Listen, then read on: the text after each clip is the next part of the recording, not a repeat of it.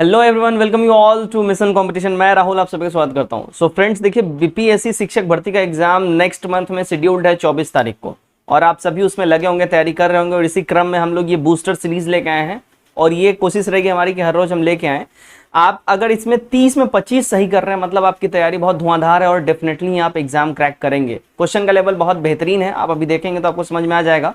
तो डेफिनेटली इसको लगाइए, कम समय में आपको क्वालिटी क्वेश्चंस दिए जाएंगे। यहाँ पे लगाइए, सारे क्वेश्चंस का एक्सप्लेनेशन लगाया जाएगा। आप लोग कमेंट करके अपना स्कोर जरूर बताइएगा। साथ ही साथ अगर आप लोगों को बीपीएससी के पेड प्रैक्टिस सेट में जुड़ना है, 69 बीपीएससी का पेड प्रैक्टिस सेट, वो भी आप लोग जुड़ सकते हैं। नीचे नंबर आपको दिख रहा होगा, उसमें आप लोग जुड़ सकते हैं। उसका फायदा ये होगा कि जितने भी पेड कोचिंग हैं लाइक आस्था प्रोफेशनल हिस्ट्री, जिनका ऑफलाइन मोड में एग्जाम होता है, उन सब का प्रैक्टिस सेट जो है आपको यहाँ पे प्रोवाइड करवाया जाता है at the price of just 199 rupees.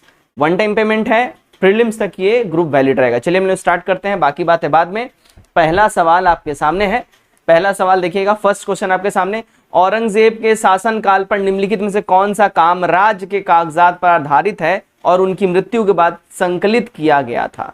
Question समझ गए? औरंगजेब के शासनकाल के टाइम में जब वो रूल कर रहा था, उस टाइम में कौन सा काम जो है कागजात पर वो डिपेंडेंट था, बिल्कुल ऑन पेपर होता था, और उनकी डेथ के बाद उसको दोबारा से संकलित किया गया था?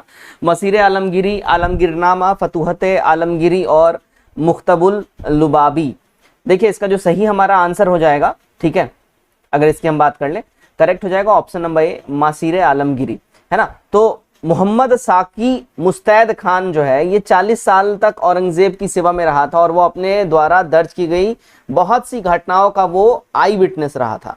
मसीर आलमगीर औरंगजेब की मृत्यु के बाद ये लिखा गया था, और राज के कागजात पर आधारित यह तुलनात्मक रूप से बहुत ही डिटेल में ये लिखा गया था। ध्यान रखिएगा, 541 पेजेस का ये ओवरऑल किताब है, जिसके अंदर औरंगजेब के शासनकाल में कागजात के ऊपर कैसे कामकाज होता था, ये सब कुछ लिखा गया। मसीर आलमगीरी, ध्यान रखिएगा। राइटर की अगर हम बात करें तो मुस्तैद खान इसका राइटर हो जाएगा, ठीक है, मुस्तैद खान, राइट। चलिए आगे बढ़ते हैं, क्वेश्चन नंबर 2 देखते हैं हम लोग। क्वेश्चन नंबर 2 है, निम्नलिखित में से किस शासक ने अपने सिक्कों पर देवी लक्ष्मी की आकृति की मुहर लगाई थी और उनका नाम नागरी अक्षरों में अंकित करवाया था? देखिए बेहद फेमस क्वेश्चन और बहुत बार ये पूछ चुका है एग्जाम्स में। मोहम्मद गजनी, मोहम्मद गौरी, मोहम्मद बिन तुगलक और इल्तुतमिश। देखिए करेक्ट हो जाएगा मोहम्मद गौरी, ठीक है, मोहम्मद गौरी हमारा यहाँ पे एब्सोल्युटली करेक्ट हो जाएगा। मोहम्मद गौरी जो है गढ़वाल प्रदेश में ये वहां से आया था, और इसलिए वहां पे प्रचलन था। राजपूत सिक्कों की बैठी हुई देवी लक्ष्मी प्रकार के सिक्के ये अपनाया था, और उसी सिक्कों पर देवी लक्ष्मी की आकृति बनाया था, और दूसरे ओर जो है इसने अपने बारे में कलमा वगैरह लिखवाया था। ध्यान रखिएगा, वेरी इंपॉर्टेंट है। नंबर 2 हम लोग देखते हैं। क्वेश्चन नंबर 2 यहाँ पे देखिएगा, क्वेश्चन नंबर 2 है हमारा, निम्नलिखित में से किस शासक को बेदखल करके मोहम्मद ने लाहौर पर अधिकार किया था? किस शासक को बेदखल करके महमूद ने, माफ कीजिएगा महमूद है, महमूद ने लाहौर पर अधिकार किया था, कब जाया था लाहौर को? राज्यपाल, महेंद्रपाल, आनंदपाल, त्रिलोचनपाल। देखिए करेक्ट हो जाएगा त्रिलोचनपाल, डी हमारा यहाँ पे बिल्कुल ही करेक्ट हो जाएगा। मथुरा और कन्नौज पर हमला करने और लूटने के बाद घर वापसी की यात्रा में कालंजर पे, कहां पे? कालंजर पर महमूद ने राजा त्रिलोचनपाल को बेदखल करने के बाद लाहौर पर कब्जा किया था, ठीक है। और त्रिलोचनपाल कौन था? ये देखो आनंदपाल का बेटा था। देखिए ध्यान रखिएगा, ये आनंदपाल का कौन था? पुत्र था। आगे बढ़ते हैं, नेक्स्ट क्वेश्चन है हमारा, क्वेश्चन नंबर 4, निम्नलिखित में से कौन भारत पर मोहम्मद गौरी के आक्रमण का प्रमुख उद्देश्य था? भारत के ऊपर मोहम्मद गौरी का मेन एम क्या था? भारत की लूट और लूट की संपत्ति, धुरिद साम्राज्य की विस्तार करने के लिए, तलवार से इस्लाम फैलाने के लिए, और अपने राज पर आक्रमण करने वाले राजपूतों को दंडित करने के लिए। देखिए करेक्ट जो हमारा आंसर हो जाएगा धुरिद साम्राज्य का विस्तार करने के लिए, राइट। हमारा बी यहाँ पे बिल्कुल ही करेक्ट हो जाएगा। तो बेसिकली मोहम्मद गौरी का जो आक्रमण करने का पहला जो रीजन था, देखो इसने 17 बार भारत में आक्रमण किया, सोमनाथ मंदिर को बहुत बार लूटा, और इसका पहला जो प्राइम फोकस था, ठीक है, धन लूटना था। धन लूटने के साथ साथ अपने साम्राज्य का विस्तार भी करना था। फाइनली मोहम्मद गौरी ने कुतुबुद्दीन ऐबक को अपना यहाँ पे एज अ एजेंट यहाँ पे छोड़ के गया, जिसने गुलाम वंश की स्थापना करी। फिर इल्तुतमिश आया, रजिया सुल्तान आई, बलबन एंड सो ऑन, ये फिर दिल्ली सल्तनत की स्थापना हो गई, ठीक है। तो ध्यान रखिएगा, तो हमारा बी यहाँ पे एब्सोल्युटली करेक्ट हो जाएगा। नंबर 5 देखते हैं। नंबर 5 आपसे क्या बोल रहा है? कुतुबुद्दीन ऐबक ने गुजरात पर कब्जा करने के लिए निम्नलिखित में से किस राजा को हराया था? गुजरात पर कब्जा करने के लिए कुतुबुद्दीन ऐबक ने किस राजा को हराया था? देखिए इसने हराया था भीम सेकंड को। किसको हराया था? भीम सेकंड को हराया था। 1195 में हराया था, ध्यान रखिएगा। Qutbuddin Aibak, he is the founder of Delhi Sultanate, गुलाम वंश बेसिकली आप बोल सकते हैं। कुतुबुद्दीन ऐबक मोहम्मद गौरी का जो है गुलाम था, और इल्तुतमिश इसका गुलाम था, इसलिए इल्तुतमिश को गुलाम कहा जाता था। कुतुबुद्दीन ऐबक ने, ध्यान रखिएगा, इसने काफी ज्यादा 2.5 दिन का झोपड़ा इसने बनवाया, और ये बहुत ज्यादा दानवान भी करता था कुतुबुद्दीन ऐबक। ये इंपॉर्टेंट क्वेश्चन है, पॉइंट्स है, ये आपको ध्यान में रखना है। अगला क्वेश्चन देखते हैं नंबर 6। इल्तुतमिश का तत्काल उत्तराधिकारी कौन था? तत्काल उत्तराधिकारी, ठीक है, नसरुद्दीन मोहम्मद, रजिया सुल्तान, रुकुनुद्दीन फिरोज शाह, अलाउद्दीन मसूद शाह। करेक्ट हो जाएगा, देखो रुकुनुद्दीन फिरोज शाह, ठीक है। तो इल्तुतमिश का तत्काल जो उत्तराधिकारी था, बिल्कुल इल्तुतमिश के बाद ये बना किंग, तो इसका ये रुकनुद्दीन फिरोज शाह ये बेटा था। बेसिकली ध्यान रखिएगा, अल्पवयस्क था ये, अभी उस स्टेज में नहीं था कि वो शासन कर पाए। बेसिकली ये मेंटली थोड़ा सा चैलेंज व्यक्ति था। 8 महीने तक इसने शासन किया, उसके बाद रजिया सुल्तान आ गई 1236 में, 1240 तक वो रही थी। अगला देखिए नंबर 7। नंबर 7 आपसे क्या बोल रहा है? मामलुक वंश का कौन सा सुल्तान सबसे लंबे समय तक सत्ता में रहा था? कौन सा सुल्तान मामलुक वंश का था जो सबसे लॉन्ग टाइम तक सत्ता में रहा था? भैया वो था इल्तुतमिश, ध्यान रखिएगा। 1211 में इसका शासन स्टार्ट हुआ था, 1236 में इसका देहांत हुआ था। उसके बाद इसका पुत्र कौन आया? तो रुकनुद्दीन फिरोज शाह आया। इसके बाद फिर आ गई रजिया सुल्तान, 1236 में कौन आ गई? रजिया सुल्तान आ गई। ध्यान रखिएगा 40 तक वो बनी रही थी। तो उस हिसाब से अगर हम देखें तो इसका जो है 25 ईयर्स तक जो है इसने शासन किया था। बलबन की अगर हम बात कर ले, देखो बलबन 21 सालों तक इसने शासन किया था, है ना। नासिरुद्दीन महमूद ने 20 सालों तक इसने शासन किया था, ठीक है, ध्यान रखिएगा, बेहद महत्वपूर्ण है ये। 8 नंबर देखते हैं। नंबर 8, जब 1309 ईस्वी में मलिक काफूर ने वारंगल के खिलाफ अभियान चलाया तो काकतीय शासक कौन था? काकतीय शासक आपसे पूछा जा रहा है कौन था? देखिए रुद्र प्रताप जो है उस समय काकतीय शासक थे, ध्यान रखिएगा। अच्छा, ये प्रताप रुद्र या रुद्रदेव इनको बोला जाता था, काकतीय वंश का ये शासक था, है ना। और महान रुद्रमा देवी, आपने नाम सुना होगा, रुद्रमा देवी, ठीक है, रुद्रमा देवी की ये पोते थे, ध्यान रखिएगा, ठीक है। आगे बढ़ते हैं। नंबर 9 देखिए, नंबर 9 आपसे क्या बोला? निम्नलिखित में से किसे लोधी वंश की नींव रखी थी? किसने लोधी वंश की नींव रखी थी, यह आपको बताना है फटाफट से। देखिए करेक्ट हो जाएगा बहलोल लोधी। बहलोल लोधी ने लोधी वंश की नींव रखी थी। 1451 से 88 तक इसने शासन किया था, इस नींव रखी थी, ठीक है। नेक्स्ट क्वेश्चन देखते हैं, क्वेश्चन नंबर 10। क्वेश्चन नंबर 10 में आपसे बोल रहा है, राणा कुंभा ने अपनी विजय की जीत को चिन्हित करने के लिए निम्नलिखित में से किस स्थान पर एक विजय स्तंभ बनवाया था? किस स्थान पर? अजमेर, चित्तौड़, जयपुर, आमेर। करेक्ट हो जाएगा, देखो चित्तौड़ में, ठीक है। तो मालवा के राजा थे राणा कुंभा जी। इसने सुल्तान महमूद खिलजी को हराने के बाद जो है, ठीक है, अपने विजय के रूप में चित्तौड़ में कीर्ति स्तंभ की स्थापना इन्होंने करी थी, ठीक है। चलो अगला क्वेश्चन देखते हैं, नंबर 11। सूर्यवंशी गजपति वंश की स्थापना किसने की थी? सूर्यवंशी गजपति वंश की स्थापना किसने की थी? हाथीराम, रायचंद्र, महिरेंद्र, कपिलेंद्र। करेक्ट हो जाएगा, देखो कपिलेंद्र, डी हमारा यहाँ सही हो जाएगा।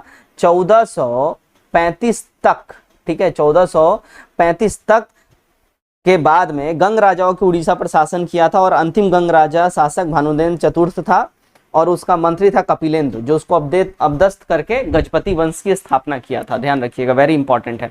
निम्नलिखित में से कौन इक्ता भूमि का वर्णन करता है? इक्ता भूमि का वर्णन कौन करता है? यहाँ ऑप्शंस पढ़िए अच्छे से। इक्ता भूमि का वर्णन कौन करता है? देखिए इक्ता भूमि का वर्णन जो है, अधिकारियों को उनकी सेवाओं के भुगतान के बदले जो भूमि दी जाती थी उसको इक्ता कहा जाता था।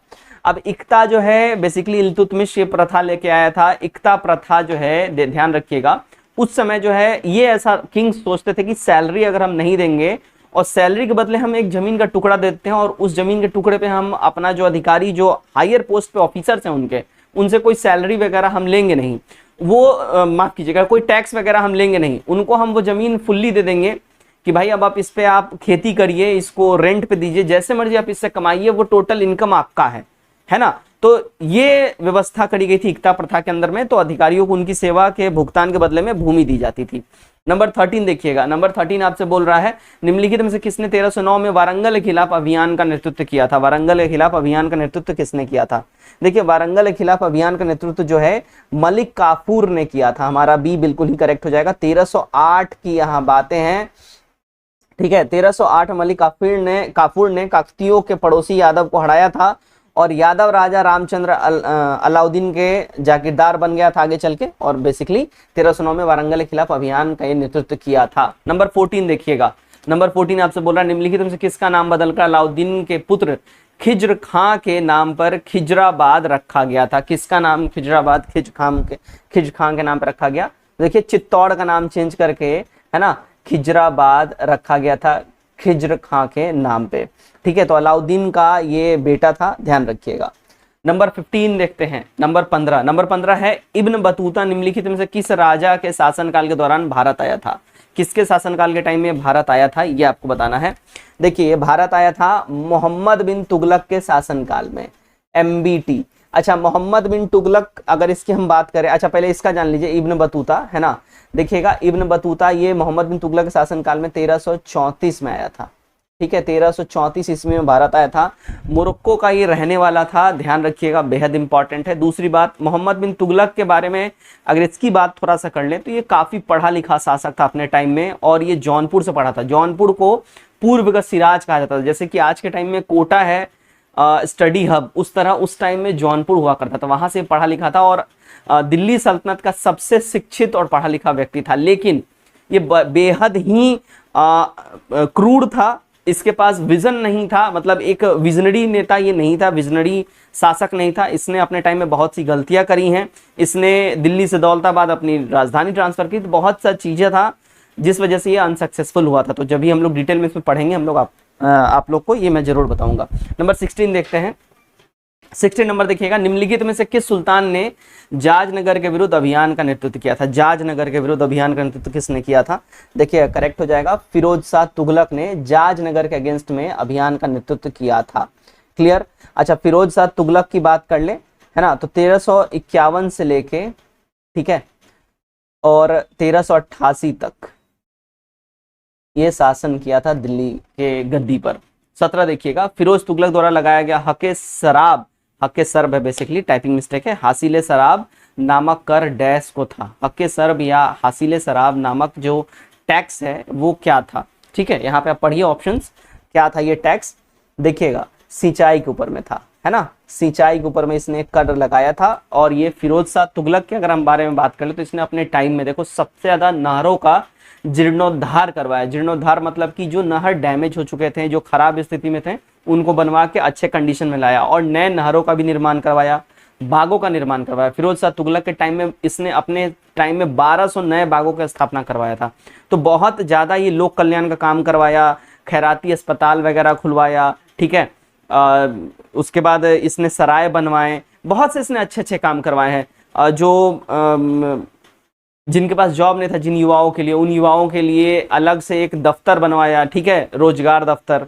तो बहुत से इसने काम करे हैं, आप इसके बारे में डिटेल में पढ़िएगा तो इससे क्वेश्चन बहुत आता है फिरोज तुगलक से, ध्यान रखिएगा। अगला क्वेश्चन देखते हैं, नंबर 18। नंबर 18 में आपको बोल रहा है एकमात्र राजा कौन सा है जिसने पूरे सल्तनत काल में एक स्वतंत्र राज बनाए रखा? वो इकलौता राजा कौन है भाई? अगर उस इकलौते राजा की अगर हम लोग बात कर लें, है ना, तो देखिएगा राज्य जो है वो उड़ीसा था, ठीक है। एकमात्र ऐसा राज्य जिसने पूरे सल्तनत काल में स्वतंत्र राज बनाए रखा था वो अकेला उड़ीसा था, ध्यान रखिएगा, है ना। चलिए नंबर 19 देखते हैं। नंबर 19 आपसे क्या बोल रहा है? सल्तनत काल के दौरान प्रांतों को निम्नलिखित में से किसमें विभाजित किया गया था? प्रांतों को किसमें डिवाइड किया गया था सल्तनत काल के दौरान में? तो प्रांतों को देखिएगा अगर हम बात कर लें, ठीक है, तो प्रांतों को जो है ना शकों में डिवाइड किया गया था सल्तनत काल के दौरान में, ठीक है।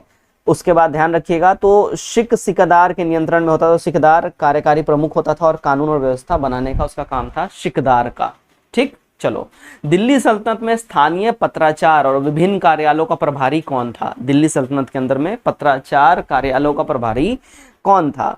तो ये था, देखिए, दीवाने इंशा। दीवाने इंशा, ठीक है। तो दीवाने इंशा जो दिल्ली सल्तनत में दीवान, ये पत्राचार कार्यालय का प्रभारी था। बेसिकली जितना भी एक राज्य से दूसरे राज्य के दौरान जो ऑफिशियल लेटर का आदान प्रदान होता था, एक देश से दूसरे देश के राजाओं को जो भेजा जाता था, वो इन्हीं के अंतर्गत होता था, दीवाने इंसा के अंतर्गत, ध्यान रखिएगा। नंबर 21 देखते हैं। 21 नंबर क्या आपसे बोल रहा है, दिल्ली सल्तनत के अधीन कौन से अधिकारी भू राजस्व और अन्य कर वसूला करते थे। ठीक है, दिल्ली सल्तनत के अधीन कौन से अधिकारी भू राजस्व और अन्य कर वसूला करते थे। देखिए अगर इनके हम बात कर ले, ये थे आमिल, है ना। आमिल का ये काम हुआ करता था कि ये जो है लैंड टैक्स और अदर टैक्सेस जो है, इनका कलेक्शन जो है आमिल किया करते हैं दिल्ली सल्तनत के अंतर्गत। वेरी इंपॉर्टेंट है, ध्यान रखिएगा। नेक्स्ट देखिएगा नंबर 22, आपसे 22 में बोल रहा है निम्नलिखित में से किसने गुलबर्गा किले का निर्माण किया था। गुलबर्गा किले का निर्माण किसने किया था, ऑप्शंस देख लीजिए। गुलबर्गा किले का निर्माण किसने किया था, ठीक है।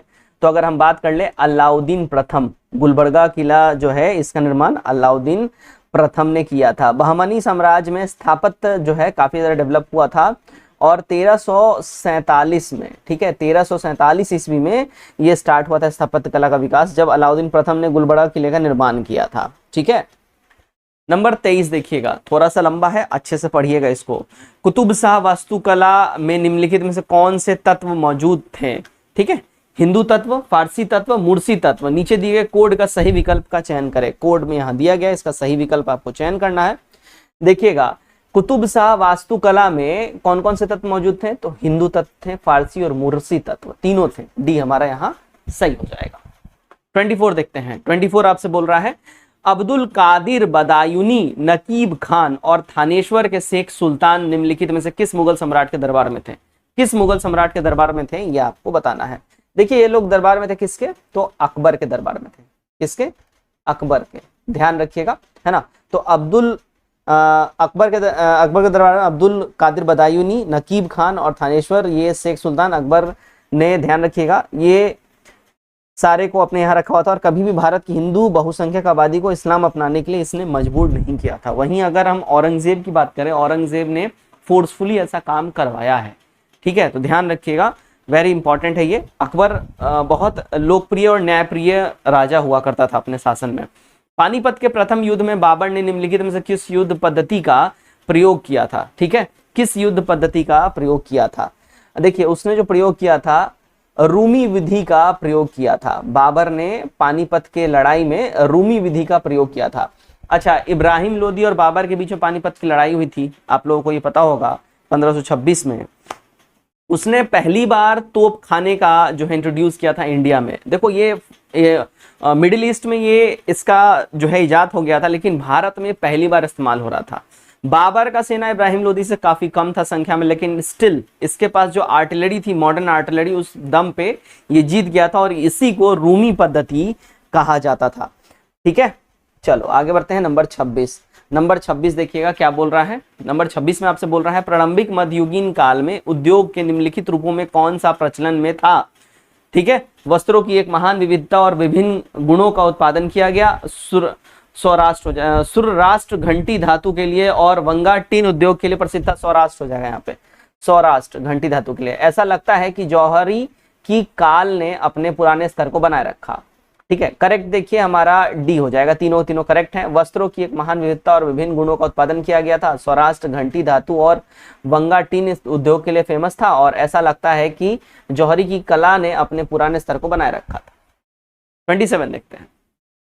निम्नलिखित में से किस राजा ने सिलोन, अब श्रीलंका के नाम से जाना जाता है, के राजाओं से अधीनता के कार्य के रूप में 2 मूर्तियां प्राप्त करी थी। दंती दुर्ग, ध्रुव, गोविंद द्वितीय, गोविंद तृतीय।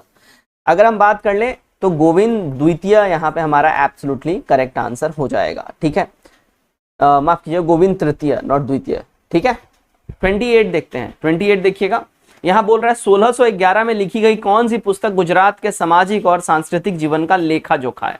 ठीक है, 1611 में बुक लिखा गया और गुजरात के सामाजिक और सांस्कृतिक जीवन का लेखा जोखा कौन सा है, यहाँ पे ऑप्शंस पढ़िए आप।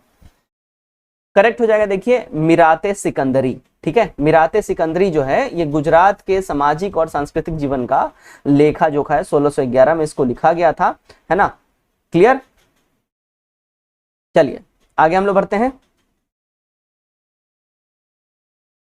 अच्छा, इसके राइटर अगर हम लोग बात कर ले, देखिए इसके राइटर कौन है, इसके राइटर हैं सिकंदर मोहम्मद मंजू। ठीक है, सिकंदर बिन मोहम्मद मंजू, बिन मोहम्मद मंजू, ध्यान रखिएगा ये इसके राइटर। नंबर 29 देखते हैं, 29। कानून ए हुमायूनी की रचना निम्नलिखित में से किस लेखक ने की थी? कानून ए हुमायूनी की रचना, कानून ए हुमायूनी की रचना किसने करी थी? देखिए करेक्ट हो जाएगा ख्वांदा मीर, है ना। कानून ए हुमायूनी की रचना ख्वांदा मीर ने करी थी, है ना, और ये 1534 में इसकी रचना हुई थी, ध्यान रखिएगा। हमारा आज का आखिरी सवाल है, निम्नलिखित में से किस शासक ने भारत में रुपया पेश किया था? रुपया जो है किस शासक का देन है इंडिया को? देखिए रुपया जो है ना शेरशाह सूरी का देन है भारत को, सी हमारा करेक्ट हो जाएगा, है ना, शेरशाह सूरी। हाँ, तो ध्यान रखिएगा रुपया नामक एक चांदी का सिक्का इसने जारी किया था। चांदी का जो सिक्का होता था उसको रुपया कहा जाता था इसके टाइम में। अच्छा, इसका वजन भी बताया था, वजन था 178 ग्राम का, है ना, ध्यान रखिएगा, है ना। और तांबे के सिक्के को बांध कहा जाता था, सोने के सिक्के को मोहर कहा जाता था, ये वेरी इंपॉर्टेंट है। तो दोस्तों यहाँ पे हमारा 30 सवाल कंप्लीट होता है। कमेंट करके जरूर बताइएगा आपने 30 में 25 सही किया नहीं किया, या आपने 30 में सही कितना किया, अपना स्कोर जरूर शेयर करिएगा। क्वेश्चन बहुत अच्छे लेवल के हैं। अगर इस क्वेश्चन में, इस सेट में 30 सवाल में आप अच्छा स्कोर कर रहे हैं, मतलब आपकी तैयारी बहुत अच्छी है। ऐसा सेट अगर आप लोगों को अच्छा लग रहा है, कमेंट करके अपने फीडबैक जरूर दीजिए। अगर आप लोगों को काफी पसंद आया, हम लोग इसको कंटिन्यू जरूर करेंगे। धन्यवाद।